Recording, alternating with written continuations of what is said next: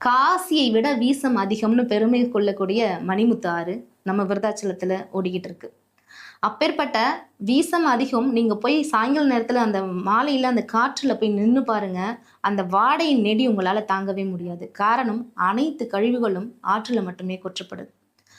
நாம் தமிழர் நாங்க நாங்க வந்துட்டு ஆறுகளுக்காக, மலைகளுக்காக, அனைத்து உயிர்களுக்குமான அரசியல் பேசிக்கிட்டு இருக்கோம். தாய்மடி கலங்கப்படுது. ஆறு அசுத்தமாக்கப்படுது. அனைத்து மருத்துவ கழிவுகளும் கூச்சாப்படாம ஆறுல கொட்டிட்டு இருக்காங்க. அது மட்டும் கிடையாது, காய்கறி கழிவுகள், அடுத்து மாமிச கழிவுகள், இது எல்லாமே கொஞ்சம் கூட குற்ற உணர்வு இல்லாம நம்மளுடைய மண்ணை, நம்மளுடைய நீரை நம்ம அசுத்தப்படுத்துறோங்கிற ஒரு உணர்வே இல்லாம தொடர்ந்து பண்ணிக்கிட்டு இருக்காங்க. இது எல்லாமே மணிமுத்தாருடைய பிரச்சனைகள். இது தீர்க்கப்பட வேண்டிய பிரச்சனைகள். இப்படிங்கிற நிமிஷத்துல சரி செய்ய வேண்டிய பிரச்சனைகளை ஏன் இவங்க இத்தனை ஆண்டு காலம் கண்டுக்கல அப்படிங்கிறது எனக்கு தெரியல. உங்கள் பிள்ளையாகிய ஆனந்தியாகிய என்ன நீங்க சட்டமத்துக்கு அனுப்புங்க. நாம் தமிழர் கட்சியின் விவசாய சின்னத்திற்கு வாக்களிங்க. இது எல்லாமே சரி செய்ய வேண்டிய இடத்துல நிச்சயம் நான் இருப்பேன் என்று உங்களுக்கு உறுதியளிக்கிறேன்.